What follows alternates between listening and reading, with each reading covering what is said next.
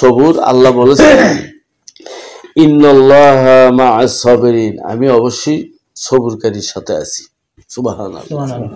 আল্লাহ বলেনি যে আমি নামাজের সাথে আছি, রোজাদারের সাথে আছি, হজকারীদের সাথে আছি। এগুলো আল্লাহ সওয়াব দিবে। কি দিবে? সওয়াব দিবে, নেকি দিবে, প্রতিদান দিবে। কিন্তু আল্লাহ থাকে কার সাথে? তার মধ্যে সবুর আছে।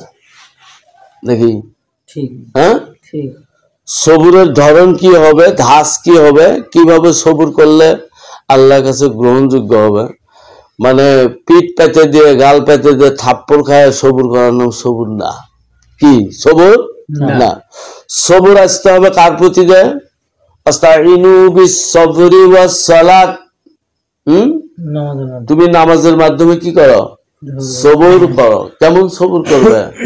নামাজের মধ্যে যখন তুমি দাঁড়াইছো, তোমার নামাজের মধ্যে খুশু খুদু, এই প্রভাব যদি তোমার মধ্যে থাকে, খুশু এবং খুদু, যেটা আমরা ফকিরি ভাষা বলি মোরাকাবা মুশাহেদা। আরবিতে কোরআন শরীফের মধ্যে আছে কি আল্লাযিনা হুম ফি সালাতিহিম খাশিউন। এই খশেউন, খুশু খুদু, এখানে থাকে সবুর এবং ধৈর্য। এই সবুরের ধৈর্যের বাজারে, এই মাহলের মধ্যে, এই বাগানের মধ্যে কোনো বান্দা যদি প্রবেশ করতে চায়, ঢুকতে চায়, তাহলে অবশ্যই সর্বপ্রথম তাকে পড়তে হবে লা ইলাহা ইল্লাল্লাহু মুহাম্মাদুর রাসূলুল্লাহ। পড়ার দরকার আছে না নাই? আছে। বান্দা যখন পড়ে লা, নাই কি নাই, এই দুনিয়ার যত সফটওয়্যারের নকশা যে সফটওয়্যার আমরা হৃদয়ে ধারণ করেছি, যখন কোনো বান্দা এই হৃদয়ের মধ্যে থেকে এগুলো খালি করে দেয়, কি করে দেয়? কি করে দেয়? খালি করে দেয়। না, লা মানে না, কিচ্ছু নাই। আছে নাকি? কিছু যদি না থাকে, আল্লাহ বলে বান্দা যখন তুমি লা শব্দ উচ্চারণ করবে, তোমার কাছে সবকিছু, আর কিচ্ছু থাকবে না। আল্লাহ বলেছে লা খাউফুন, তাহলে তোমার মতো ভয় নেই। লা খাউফ নাই, তো না থাকলে হেরাবে কি? যদি না থাকে তাহলে হেরাবি কিছু? তাহলে হেরানোর ভয় নাই।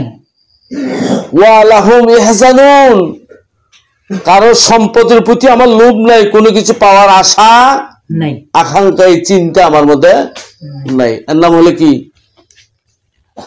এই জন্য আল্লাহ বলেছেন আলা ইন্না আউলিয়া আল্লাহি লা খাউফুন আলাইহিম ওয়া লাহুম ইয়াহজানুন। সাবধান, আমার যারা বন্ধু হবে তারা কারা হবে? লা ইলাহা ইল্লাল্লাহ তারা পড়ছে। এই পড়ার প্রথম হাকিকত যেটা লা মানে নাই, ইল্লাল্লাহ আল্লাহ ব্যতীত আর কিছুই নাই, তুমি নাই হয়ে যাও। এরকম পণ্যওয়ালা ব্যক্তির যদি আল্লাহ সম্পদ দেয়, সম্পদ যদি থাকে, তাহলে চোরও চুরি করতে পারে না। গৌসেপাক আব্দুল কাদের জিলানী রহমতুল্লাহ আলাইহির এলাকাতে একটা চোর, বড় চোর, তা চিন্তা করছে যে মেলা বাড়ি তো চুরি করলাম, আজ পীর সাহেবের বাড়ি চুরি করব। কার বাড়ি? পীর সাহেবের বাড়ি চুরি করব। তা গেছে, পীর সাহেব ঘুমাচ্ছে, উনি দরজায় হাত দিয়েছে, খুলে গেছে। কেরি পীর তো দরজা দেয়নি, দরজা থিয়েই হাত দেওয়ার সাথেই খুলে গেছে, ভিতরে ঢুকছে, আরামসে যা যা লেওয়া লাগে নিয়ে টোকলা বান্ধিছে, টোকলা বান্ধে ঘাড় তুলছে, দুয়ারে এসে দেখে দুয়ার বন্ধ, আর খুলতিছে না। কোন জ্বালা হলো রে? তো টোকলা ছুঁছে, ছুঁয়ে দুয়ারে হাত দিছে, দুয়ার খোলা। কেরে খোলাই তো আছে, আমি তো ভুল দেখছি। তা আবার টোকলা লিছে, আবার দরজায় গেছে, যা দেখে বন্ধ। এইভাবে কয়েকবার যখন চেষ্টা করার পরে চুর করছে, আগে জীবন বাঁচাই, এলে তোর খেতা পুরি নে, এই বাড়ির কিছু লোয়া বোঝা আমার শেষ, আমার রান্না আগে বাঁচাই।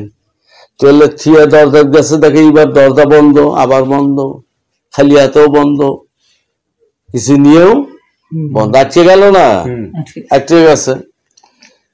ইনি চিন্তা করলো এখন উপায় কি করা হয়।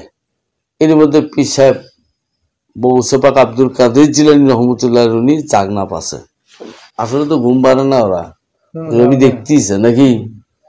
তা উনি উঠছে, তো চোর চিন্তা করলে হয়তো নামাজ পড়বে পীর সাহেব, তাহাজ্জুদে রাত্রিবেলা নামাজ পড়া শুনছি, হয়তো নামাজ পড়ে যাবি, এই সুযোগই আমি বের হয়ে যাব, এই সুযোগই বের হয়ে যাব।